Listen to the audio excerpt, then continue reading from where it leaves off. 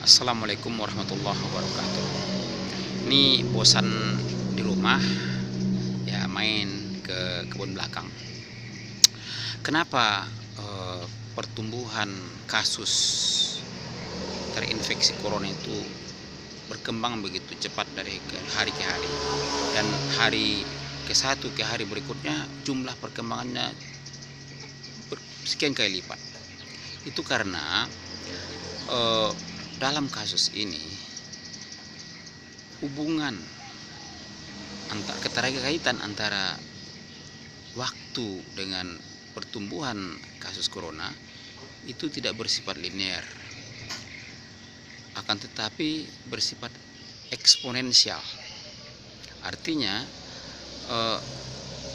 berkembangnya itu dari 1 ke 2, 2 ke 4, 4 ke 8, 8 ke 16, begitu seterusnya, sehingga cepat sekali perkembangannya. Nah, untuk meredam ini, itu harus diketahui dulu formulasi secara matematis bagaimana kita bisa memprediksi perkembangan pengidap virus ini di kemudian hari. Ada 3 variabel yang merumuskan ini, yaitu pertama, rata-rata pertumbuhan terkena virus corona tiap hari. Kemudian jumlah orang, rata-rata orang yang bertemu dengan penderita corona. Dan variabel yang ketiga adalah peluang seseorang terjangkit atau tertular corona bila dia bertemu dengan orang yang terkena positif corona. Jadi pertumbuhan rata-rata pengidap corona positif tiap hari itu merupakan fungsi dari variabel jumlah orang yang bertemu dengan penderita corona dan peluang terjangkit corona tersebut bila dia bertemu dengan orang yang mengidap penyakit corona. Lalu bagaimana agar perkembangan penderita corona ini bisa ditekan? Nah, tentu usahanya adalah dengan menekan atau mengurangi jumlah orang yang bertemu dengan penderita corona. Kemudian menekan atau mengurangi serendah mungkin peluang seorang terkena atau terjangkit atau tertular corona. Nah, apa yang bisa dilakukan? Tentu yaitu pertama, social distancing dan physical distancing, mengurangi kontak antara orang yang sehat dengan orang yang terkena.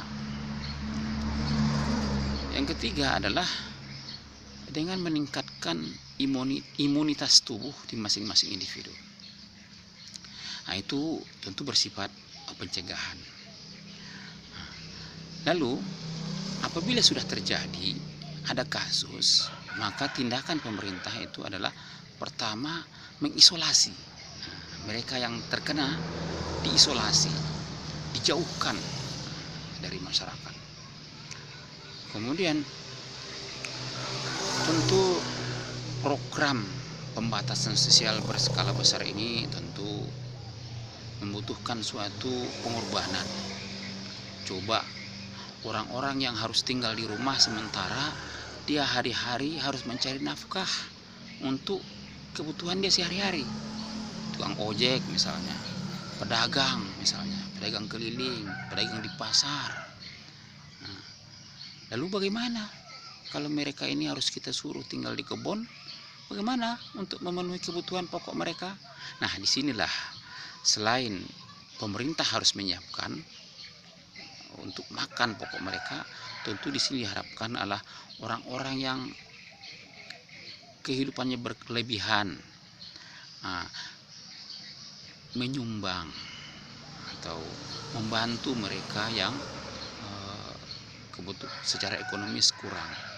Nah, dalam hal ini kalau seandainya ini tidak dilakukan terjadi nanti kelaparan yang meluas, akan terjadi permasalahan sosial yang buruk, akan mengakibatkan terjadi gangguan pada keamanan.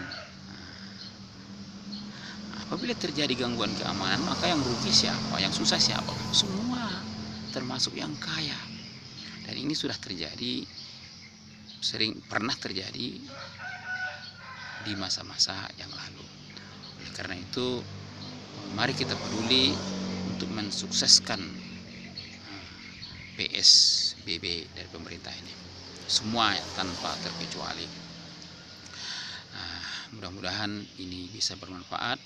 Terima kasih. Assalamualaikum warahmatullahi wabarakatuh.